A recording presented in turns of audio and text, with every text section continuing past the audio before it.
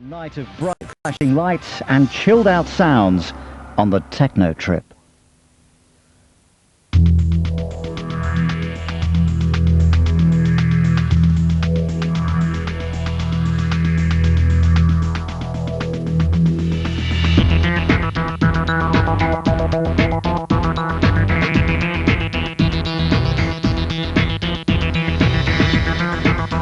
At the heart of this techno trip is a drug called ecstasy. And I really thought I had never had a better time.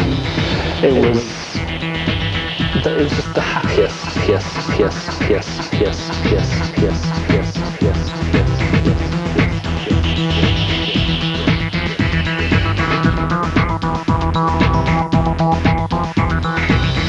You know, I think the thing that sets human beings apart from other creatures is a built-in dissatisfaction. There's an itch that we have that can't be scratched. We're trying to figure out ways to reduce the sense of separation that having bodies gives us.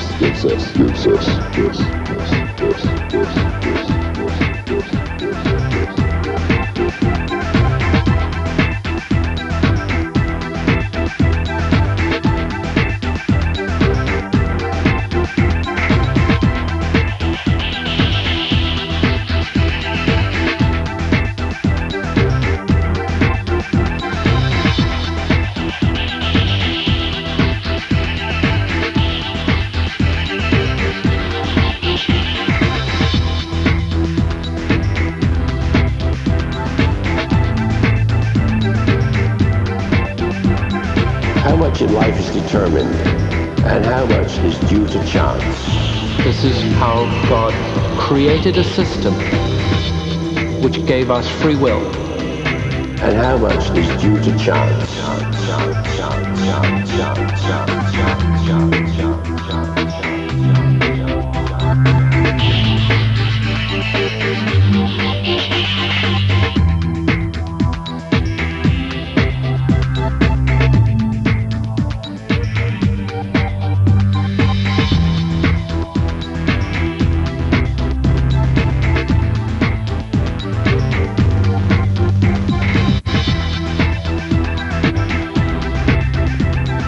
This technology, it lets me be a god, and it lets me create my reality. Is this a natural thing? Well, not much about our society is natural anymore.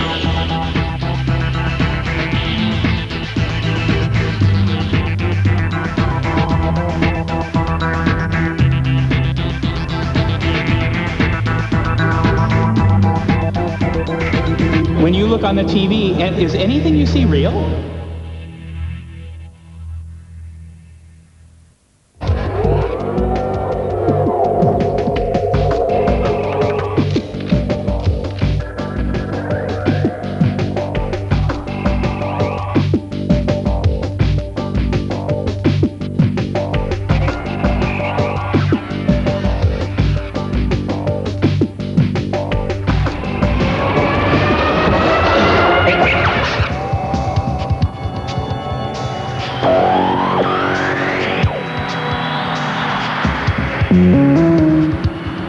Pop culture has met the microchip, and a strange new creature has emerged. You've got this convergence of youth culture, technology culture, dance culture, and to an extent drug culture as well, which has become merging in the middle.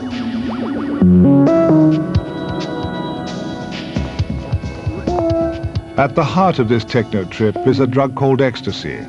For thousands of years, people have been banging the tribal drum and dancing for 12 hours, and often drugs were involved. Instead of like having a few natural herbs that have been shot up your nostril with a blowpipe, you're getting sort of pharmaceutical things, and instead of the sort of skin over a log for a drum, you're getting electrical sounds. But the pleasures of rave have their price. Ecstasy can kill. Your blood clotting goes haywire, your brain begins to dysfunction, and your heart can pack up.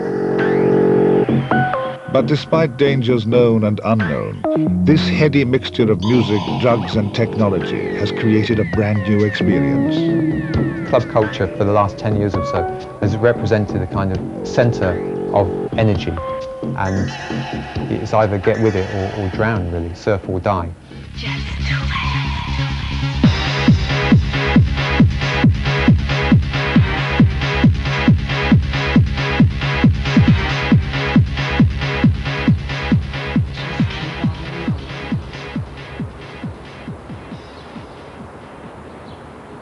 Midsummer in Kent. An airport hangar is being turned into a beach.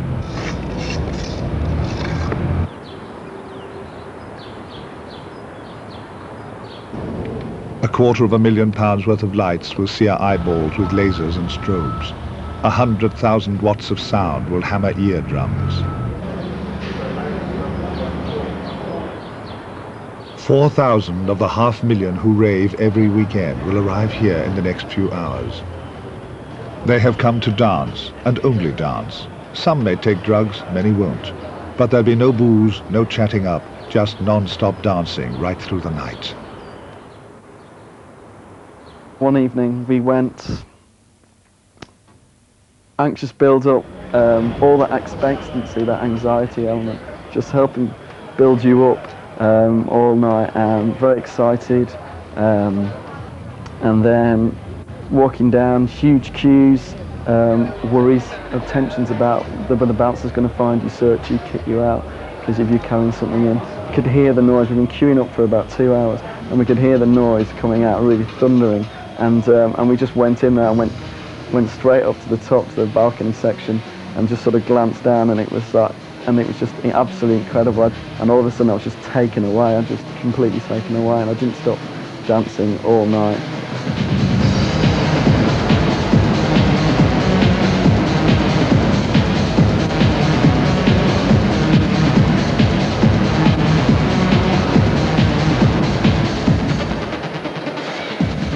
Rave music has virtually no lyrics or melody.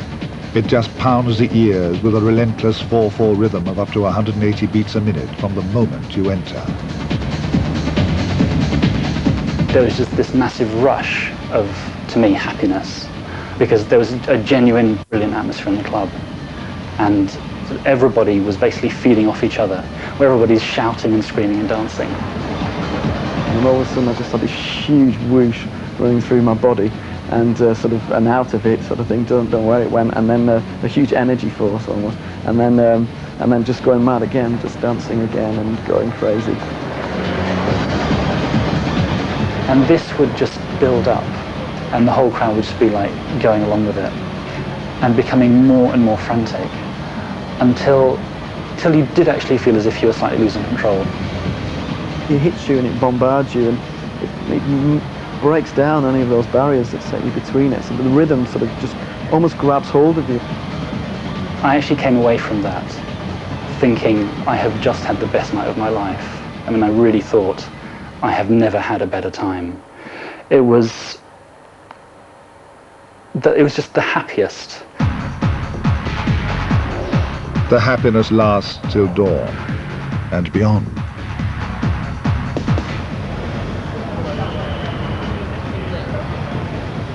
It all began in 1988, the so-called second summer of love.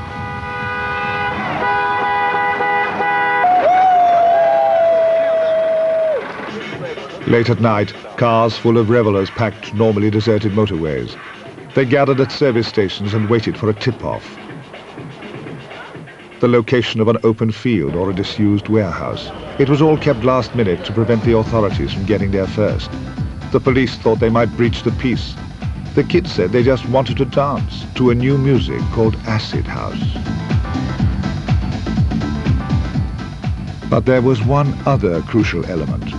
The new dance music arrived at the same time as a new drug called ecstasy. Ravers who took the drug enthusiastically reported that it made them feel warm, friendly to strangers, and want to dance all night. Ecstasy is a Class A drug, which means dealing carries a maximum life sentence. But tens of thousands of doses, made mainly in illegal Dutch factories, are taken every week, and it's thought at least 2 million Britons have tried it.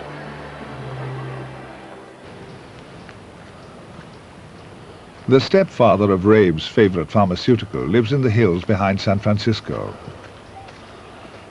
In the early 60s, Dr. Alexander Shulgin was one of the Dole Chemical Company's top analytical chemists. He turned his skills to making psychoactive drugs.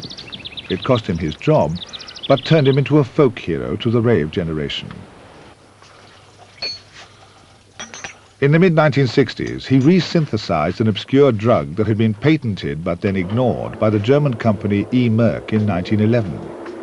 It was called 3,4-methylene dioxy-N-methylamphetamine, MDMA for short.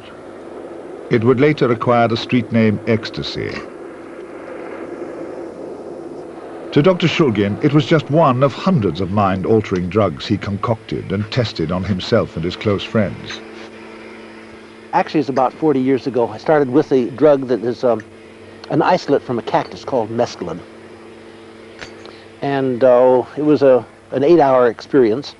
My curiosity was if such a simple molecule can allow me this type of openness, the so-called psychedelic experience, what modifications that molecule will modify, improve, change, redirect that type of introspection. And hence that became my research search. Ah, magnificent. This is my first effort to make the product, and I have starting material and product left. Today, in his garden shed laboratory, Dr. Shulgin is synthesizing what he hopes will be a brand new psychedelic substance. In the weeks to come, he will try it in larger and larger doses and assess whether or not the trips it will produce are worth taking. I rather suspect it would be a visual distortion, maybe color exaggeration, wiggly lines, moving patterns. I would not expect it to rob you of awareness of your reality and where you are and your relationship with it. And the graphs down here. Around 20 years ago, Dr. Shulgin made these careful notes. Just over an hour. The first recorded experience on ecstasy. This is one of the early studies on MDMA. I called it N-methyl-MDA at the time. And let me get my glasses so I can read. Here they are. 16 milligrams, that was in 1976. Actually, the first trial in that particular guise was on a train trip going from here to Reno. There was a thing called the Fun Weekend, or the Fun Reno train, and I went with my late wife and 2 very good friends, and we very often would take our own meals with us, and we'd eat on the train with the fun of having a tablecloth and a candelabra and lox and all the pleasures instead of a sandwich. And not at all uncommon, we did then have a martini or an alcohol as a prelude to dinner. And I asked if they would mind if I tried the chemical in its place. 25 milligrams, no effect. 40, no effect. 60 milligrams, no effect. 81 milligrams, I got a +1. 53 minutes smooth shift into a light intoxication, distinct, almost early alcohol-like intoxication. And I'd find that I would blend very nicely into the gregariousness, into the disinhibition of the cocktail hour. So I looked upon it as a possible low-calorie martini, or no-calorie martini. Dr. Shulgin mentioned the drug's effects to a therapist friend. He and others were enthusiastic. They felt its ability to induce friendliness and empathy would be ideal for treating people with relationship problems. Dr. Shulgin believes thousands were given the drug, often by qualified practitioners, until it was banned in America in 1985. Well, this is the second time already. Okay. At UCLA's Harbor Hospital, Dr. Charles Grobe is head of child and adolescent psychiatry. The blood pressure will start to... He believes ecstasy's reported ability to induce empathy means it still has enormous potential for therapy. After hard lobbying, he has, for the first time, permission from the US government to study the drug's effect on humans. There has never been a prospective methodological examination examining what in fact this drug will do on body physiology and on psychological function. I'll give you medicine now. The subject has been given 75 milligrams of ecstasy, about 3/4 of a street tab, the largest ever officially sanctioned dose in the US. This is some water. As Okay. much water as you can.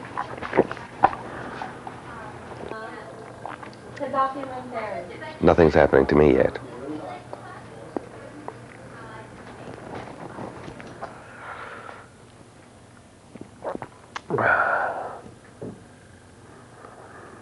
Yeah, no, there's nothing happening.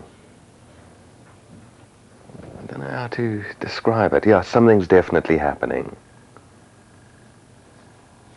Yeah, something's definitely happening. I'm feeling little shivers running down my spine. No, it's not that bad. Whoops! It just came again. Yeah, it's coming. It's something that runs up your spine. Is it a girl? Is it a spider? No, it's just a little feeling. Do you feel more awake? Yeah, I wouldn't like to do like a 5 times table thing, but I won't mind dancing. Seriously? Yeah, seriously, yeah. Yeah, I could get into loud music right now. Loud music and girls. No, not really. Dancing with girls, yeah. I did the same form earlier, but now I admit to being unhappy a little bit more.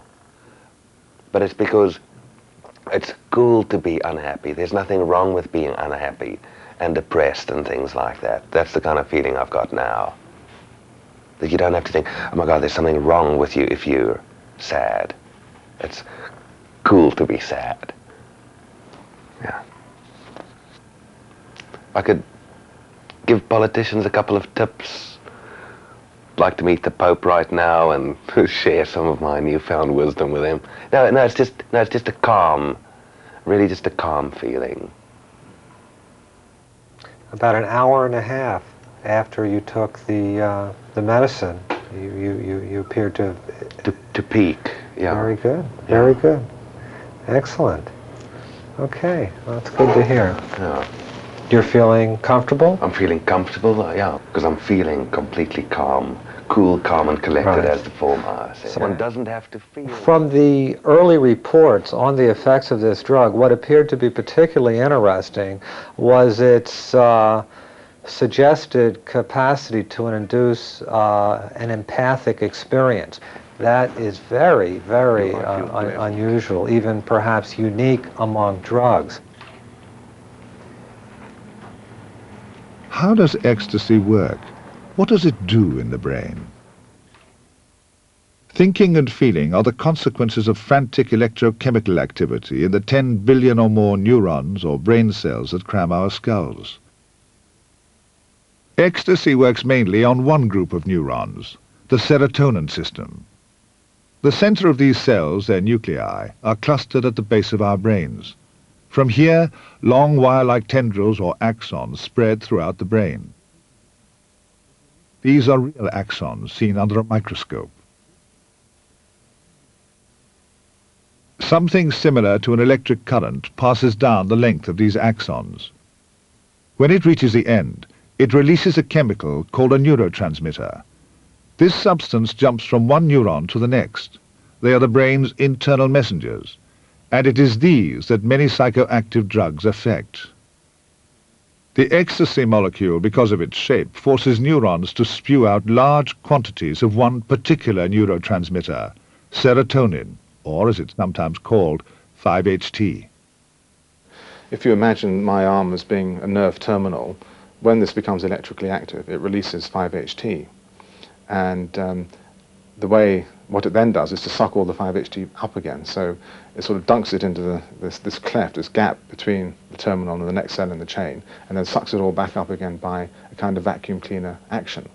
And what MDMA seems to do is to reverse that sucking up process and to squirt out 5-HT from the nerve terminal. It's like connecting the hoovering pipe to the wrong end of the hoovering machine. It's squirting out rather than sucking up 5-HT. In depressed and aggressive people, serotonin release tends to be low.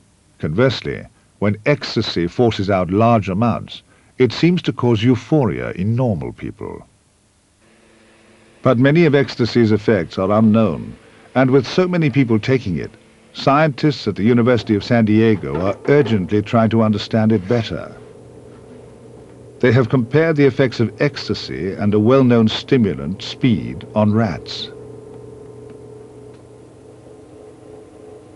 This box is crisscrossed with invisible infrared beams. Every movement and gesture of the rat is recorded on a computer.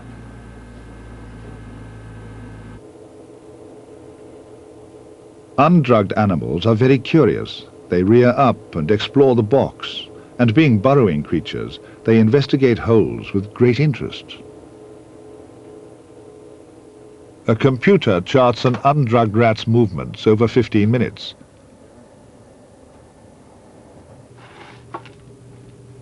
Another rat is injected with speed.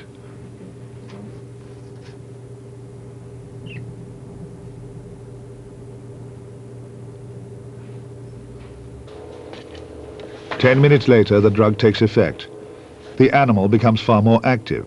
It does what it was doing earlier, but only more so.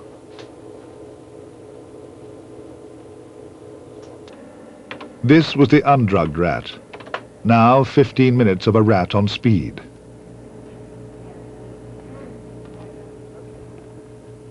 Ecstasy, like speed, also produces hyperactivity, but of a repetitive kind. These rats stop rearing and looking into holes. They seem stripped of all curiosity. The computer shows the effect of the drug. When you look at the patterns, these patterns are vastly different. In the MDMA-treated animal, they keep doing the same thing over and over again. It's just a very, very almost stereotyped pattern of repeatedly hugging the wall and repeatedly rotating. Scientists have recently begun to speculate why ecstasy does this. As the drug forces the release of serotonin molecules, they go to several possible landing sites or receptors. Each of these affects behavior differently. Stimulating one of them, the 1B receptor seems to encourage repetitive behavior. Although ecstasy stimulates all the receptors, the effect of this one seems to dominate. In this way, ecstasy may have found the part of the brain that makes you want to dance. One basis of the Rave phenomenon is the music, is sort of synchronizing people's behavior to an underlying rhythm. When you move to that rhythm, you essentially do one type of behavior. The demands on your behavior is to do the same thing over and over again. You're taking a drug that does the same thing over and over again, and it seems to fit perfectly together.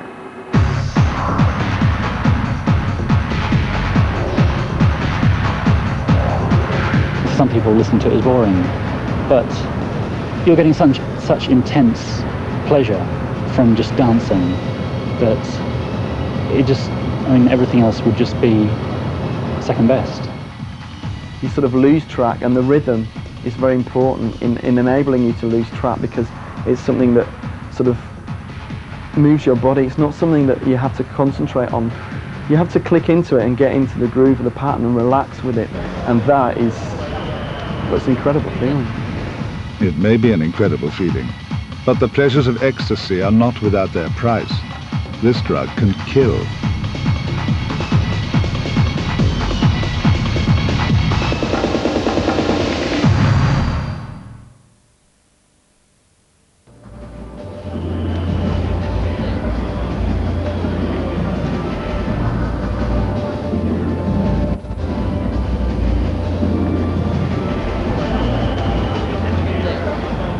The pleasures of rave have their price.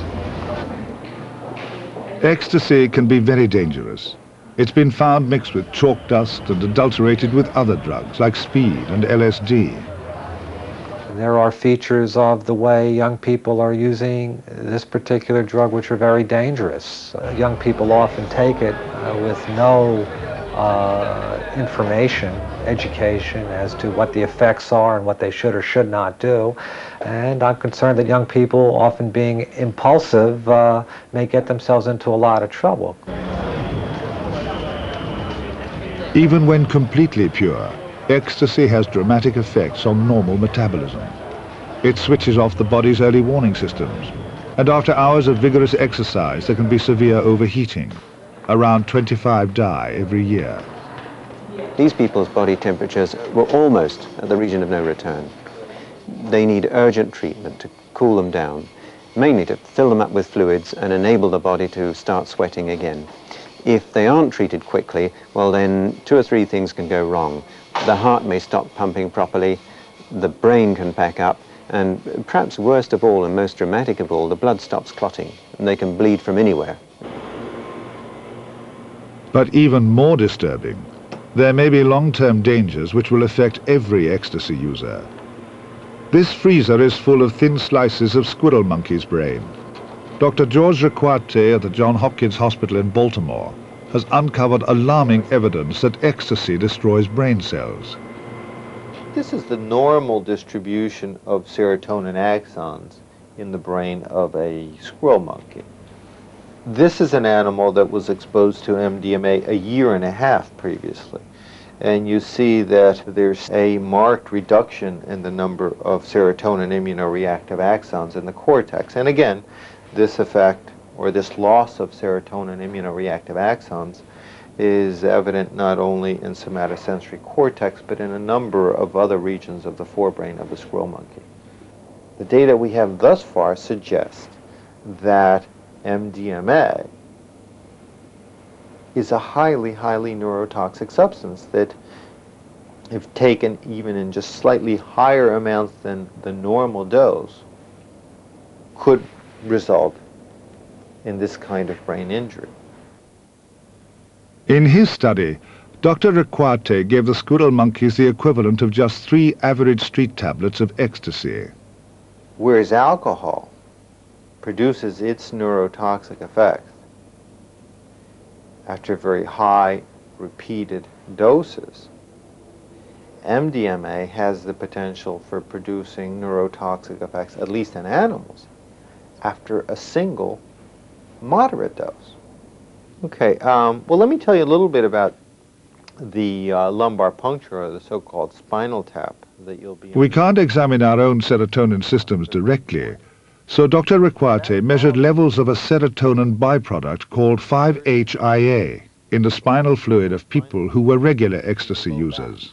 Sometimes one of those gets in the way. He found that their 5-HIA levels were 30% lower than normal, powerful evidence that ecstasy damages serotonin axons in the human brain. Poking your spinal cord.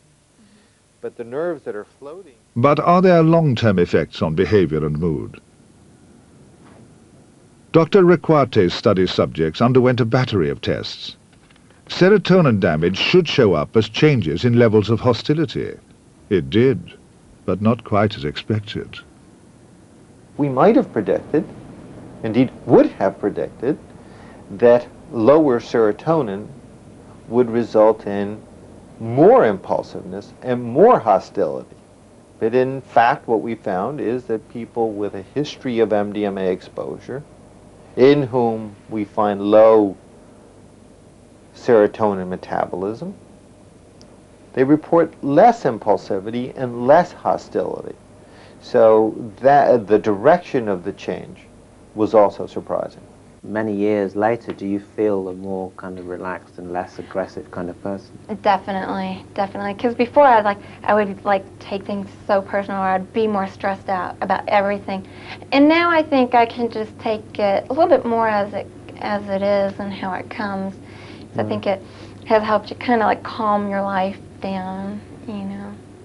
What we don't know is what will happen to people as they age. We do know that there are changes in serotonin systems over time, i.e. with aging. And one of the concerns is that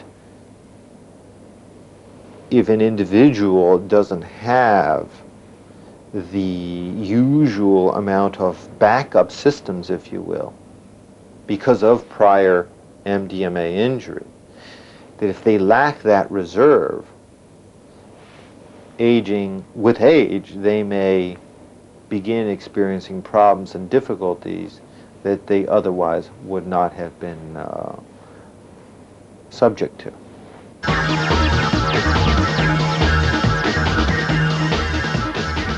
However good ecstasy makes you feel, it is dangerous. It has killed.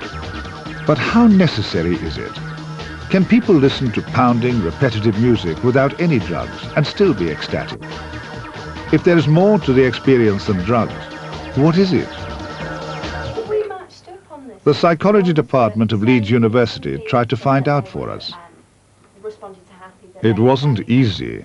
Most psychological tests would be impractical in the hot and crowded conditions of a club. A solution. An adjective checklist. 4 times during the night, a group of 45 ravers would be asked to mark on a line how much of a particular emotion they felt. 20 adjectives cross-referenced would give a glimpse into their state of mind. There were 3 groups: regular ravers on drugs, regulars who weren't, and occasional clubbers as a control. The first finding was unequivocal. They're having a very good time. They're having a very, very good time. Now, in a sense, we can only assess that by their responses to the positive emotions and by comparing those responses to the negative emotions. And they are, in effect, 6 times more positive than they are negative. People having fun usually seek out a specific emotion: excitement in a horror film, sociability at a party. But nearly all 30 regular ravers, whether on drugs or not, marked every positive emotion near maximum. They were energetic and absorbed, excited and sociable, happy in every way. Emotional responses are consequences. That I feel happy when something good happens, but usually I can say what the good thing is. A somewhat odd thing about what seems to be happening to these people at the club is that the response seems to be without content. It's just good. It's just a massive buzz. I can never escape as much as I can when I go raving. A really good game of sport, like a really good game of squash or something, is good fun, and you forget about everything else.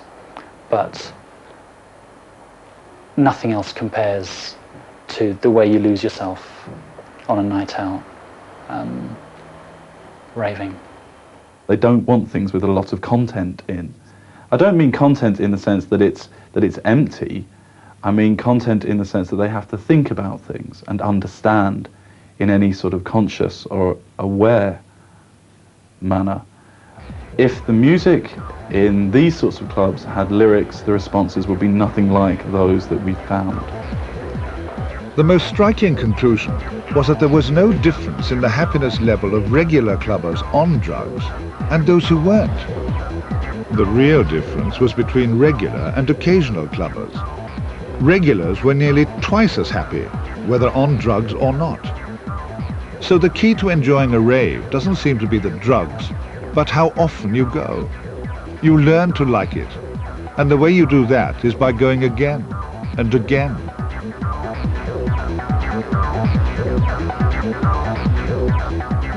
But perhaps most surprising of all, reports of feeling sexual across the board were low throughout the night. They stayed at a quarter of the level of positive feelings like happiness and fulfillment. I'm a bit surprised that this large number of young people in their late teens, early 20s, who are relatively scantily dressed, because after all the environment is very hot, very sweaty, and they're all dancing, how low the reports of them feeling sexual really are. One possibility, and this is actually borne out by talking to ravers, is that losing the tension, losing the anxiety of wanting to find a sexual partner is something that helps them to be more positive still. I mean, I thought it was much better than the sex I'd had, because it was just so much happier. It was with just so many people, and it was such a good shared experience that made it much more powerful.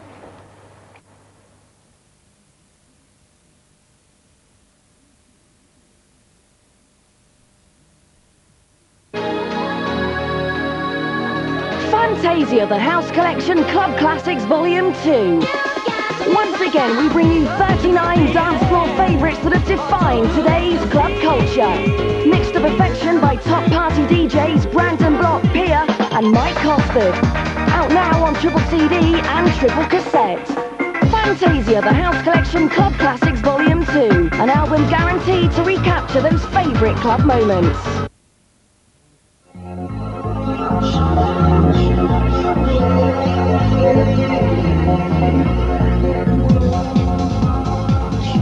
Rave music is unique in Western pop culture. It has virtually no lyrics or melody. Where did such a sound come from? In the beginning was disco.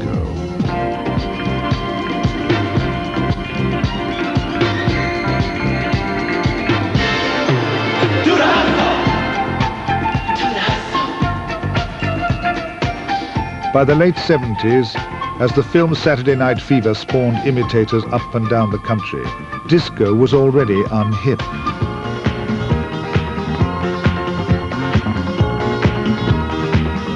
The new sound was coming from the gay clubs of New York and Chicago. Here, soul and funk were blending with synthetic electro-pop from Europe. Black dance music was being driven by the relentless rhythm of an electric drum machine to create a brand new beat, high energy.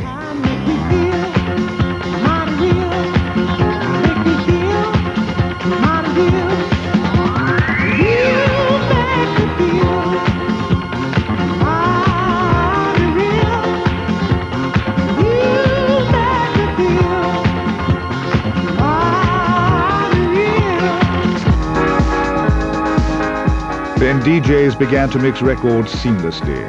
Songs didn't stop, the beat went on and on. The turntable became a musical instrument as DJs layered sound from one record over the beat from another. House music was born.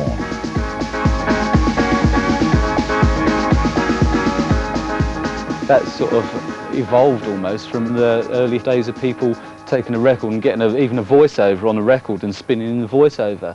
You know, and like when I used to go to warehouse parties, hip-hop warehouse parties, that's all people used to do, you know, with records and, you know, even getting their own records made of their favourite bits and pieces and shoving it on and spinning it in. British people picked up on it and sort of mutated it and did their own versions of it.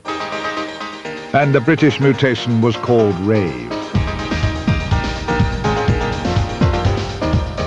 An abandoned gas holder in Amsterdam. 1,500 people danced to Europe's top techno band, Orbital.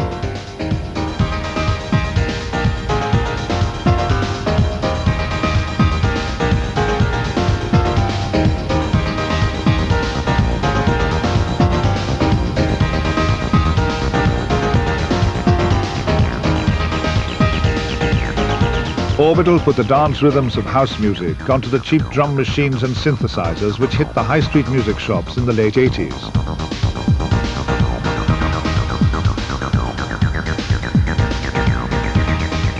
Their first hit in 1989 was this track, Chime. It went straight from a 4-track tape recorder in their bedroom to the top 20. Well, it's ridiculous because there I was washing dishes in the pizza restaurant, sort of wanting to talk to the manageress and being a bit nervous about it and having to sort of go up and say, look, I'm down on the rota for working Wednesday, I can't work Wednesday, I've got to go and do Top of the Pops. You know, and it's just, I'm sitting there with my marigolds on saying this, thinking, I said, oh look, I don't think I'll be coming in again after that, I'm going to try and, you know, can I give up work? And they were going, yeah, you know, go for it, we'll get someone else, you know. But if it all goes wrong, you know, you can always have a place back here, and I think it still stands now.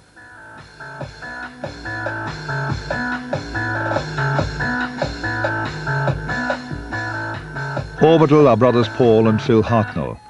In their London studio, they demonstrate how machines rewrote the rules of Western popular music. For the first time in its history, lyrics, melody, and the human voice were stripped away, and the music was dominated by what machines were good at, repeating rhythmic patterns that could go on and on.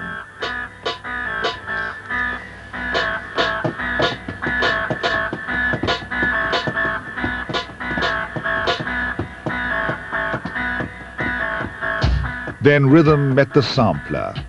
Originally intended as a device to electronically recreate the sounds of traditional instruments like violins, techno artists realized they could use a sampler to record any sound they liked. and layer it over the rhythm tracks.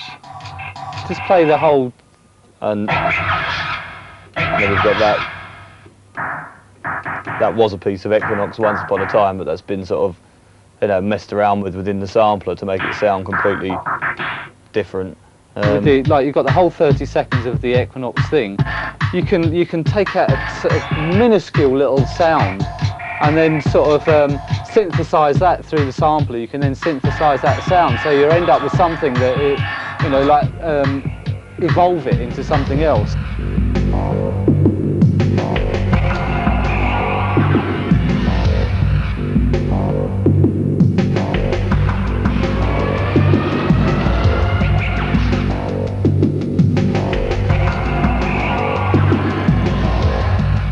But techno artists were not satisfied with sound alone. They wanted pictures too. These are images sampled and mutated by a company called Electronic Sound and Pictures, who are proving that rave generation ideas are viable business. This is 29-year-old Managing Director Graham Brown Martin. And Virgin Interactive Entertainment have just bought a stake worth millions of pounds in his company. ESP have brought digital technology to psychedelia. They have written computer software which is inspired by drug experiences. One such program is Flux. The point of Flux is very simple. Basically, it turns the CD-ROM drive on the Sega into a CD audio player. As the music plays, it listens to the music and then synchronizes graphics of thousands of different patterns and so on. It absolutely in sync with the music.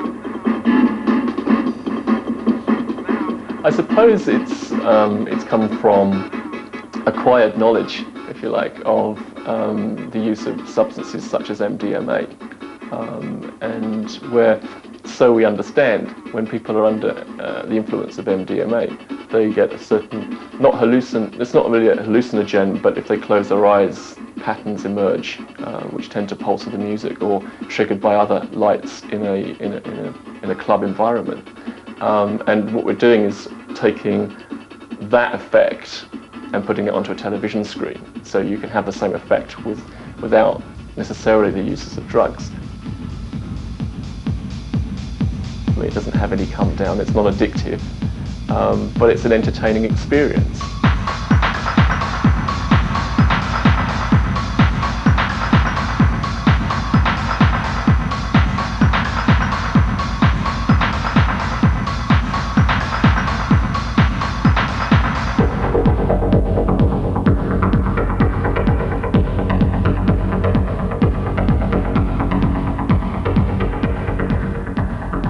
And as rave moves into the mid-90s, it has begun to abandon the dance floor. More and more clubs found that after a 5-hour dance, people needed a room to relax in. Here, DJs started playing ambient music, atmospheric sounds with little or no rhythm, which people could just sit and listen to. This is the chill-out room. Chill-out sounds were followed by chill-out images. Disc jockeys like Matt Black turned into video jockeys and began projecting surreal collages, a mixture of computer graphics, live TV and home video onto the walls of a chill-out room. These were images without narrative, designed on digital technology to accompany or replicate drug-induced hallucinations.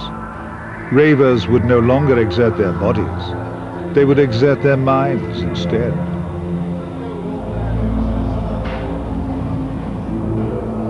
Really, we want to turn people on, you know, and get inside their heads. I mean, computers are just generally used in quite boring ways, and we want to use them in more interesting psychedelic ways. I'm kind of with McKenna and Shulgin on this one to a certain extent, you know, which is, you know, the human race needs to kind of evolve its psychic potentials by all means necessary, whether chemical materials, psychedelic computer input, or whatever. You know, I feel it's important.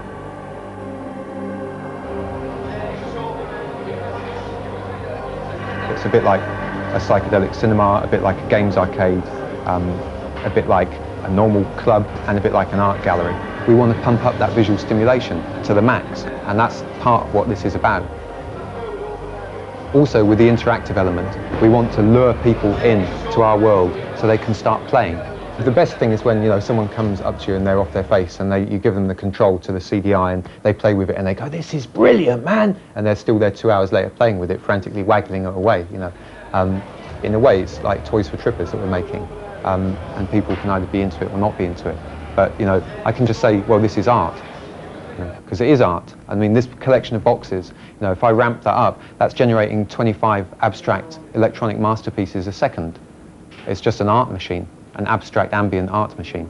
And that's one level of justification for it. Yeah? I mean, we're quite into, just as an end in itself, just chilling out and letting the machines get on with it. As like a big up yours to all the people who think that they can tell you what art is. And they haven't got a clue. You know, modern art. I'm quite interested in kind of taking this stuff and, you know, rubbing it in the faces of people who, art critics and so on, who think they know what modern art is, and saying, no, this is modern art.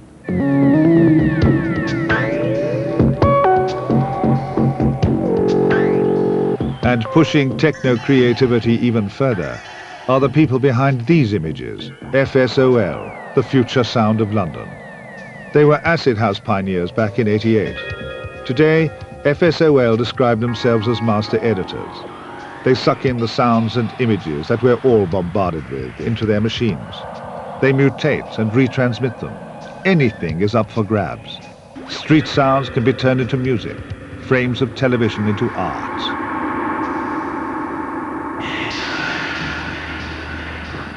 Now, the whole authorship of sound has changed, you know. We carry on sound that we're receiving.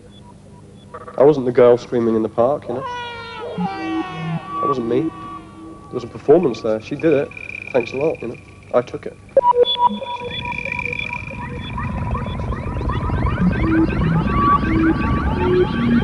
Maybe that's what electronic music is about. Maybe that's the way, if you look at the nature of the sounds that we collect, it's basically a very, very cheap way of making yourself look anything but the truth.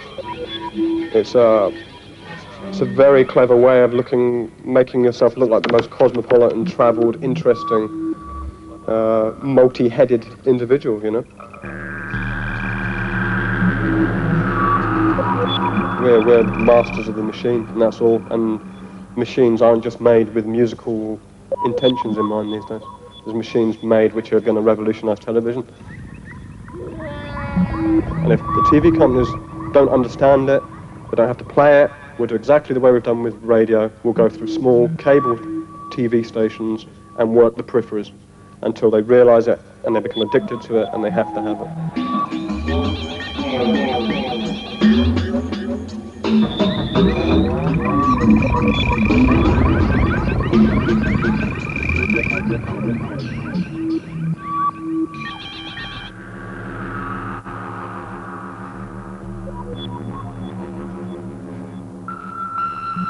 Judging from the reactions we get, one of them is impotence. If you're becoming impotent, then you've been listening to FSOL because we're just some weird illness that seems to be sweeping the country.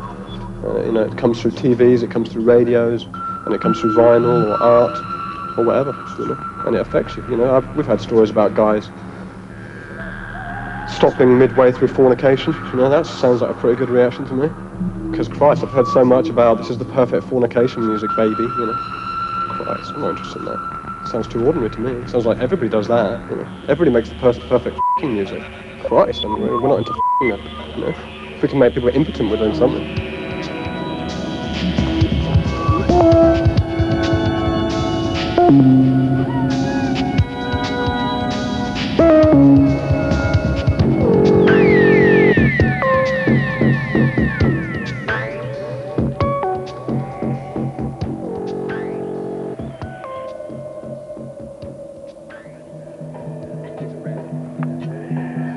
Gathered here today, here in this godforsaken, stinking desert, to join this man, Frank, and this woman, Kitty, in cacophonous matrimony, for better or for worse, for richer or for poorer, but not for long. Rave culture has come a long way from kids dancing in dingy warehouses.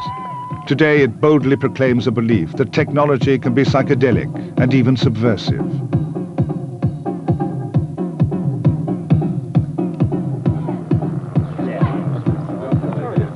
In America, Rave has climbed comfortably into bed with a revival of hippie values.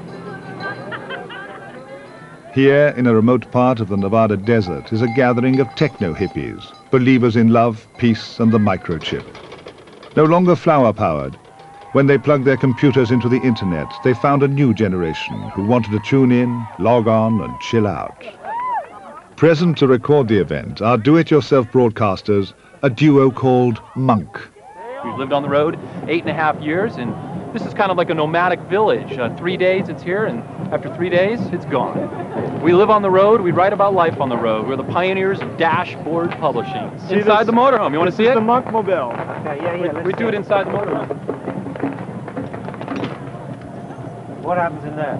What happens in there is we write a magazine. Right. We write, edit, publish, design, everything you need to do for life on the road as you publish it. This is the climax of tonight's techno-pagan festivities, the burning of a neon-stripped wicker man. We're using satellite phones. We're connecting to the internet so that people around the world can watch the Burning Man in real time. On their computers. It's coming through their computer screen, thanks to the cyber monks of Monk the Mobile Magazine. That's right. It means that computers are meeting burning men in the desert. It means that people painting themselves with mud are meeting high technology, digital cameras. It means that our way of thinking has evolved over the years, where now we're celebrating in the desert, but we're plugged in with lights and cameras. It's a cultural convergence that really, we can't name and claim it yet because we're in the middle of it. We'll know what it is when it's over. There's some way to go. The courier company failed to deliver the satellite phones, and Monk were forced to postpone their broadcast on the internet till the next day.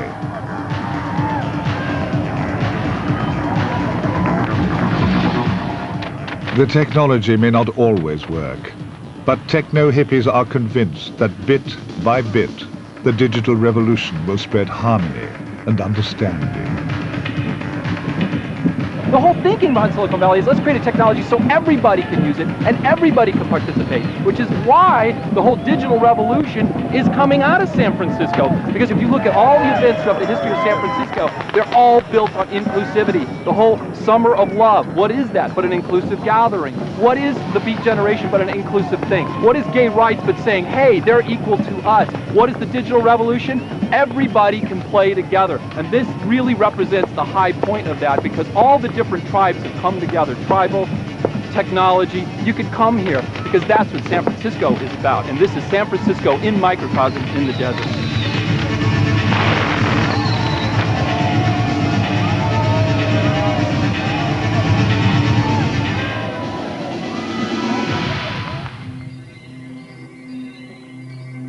Dawn, and the brave rave on.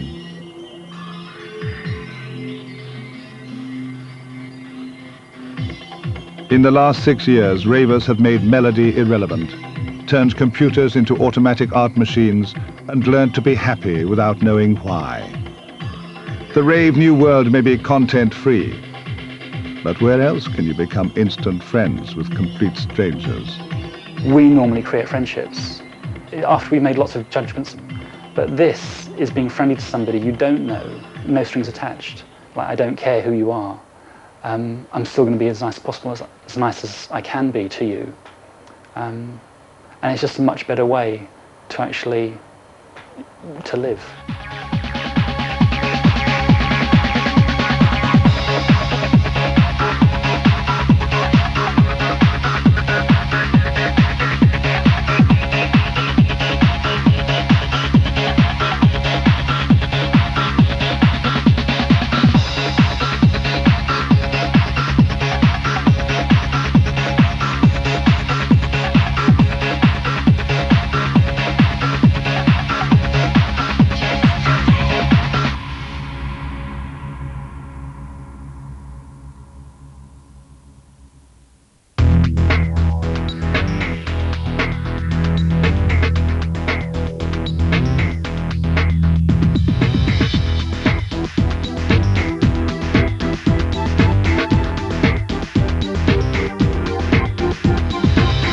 Technology means power to us. It symbolizes potentially immortality.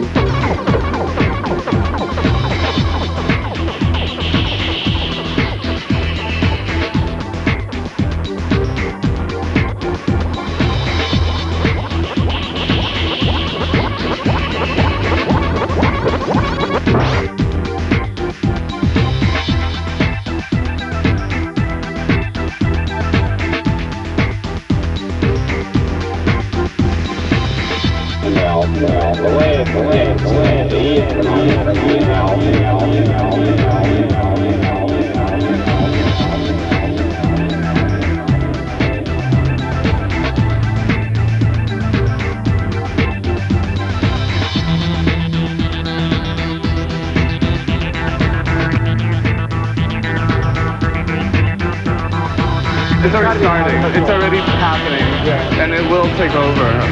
It definitely will take over.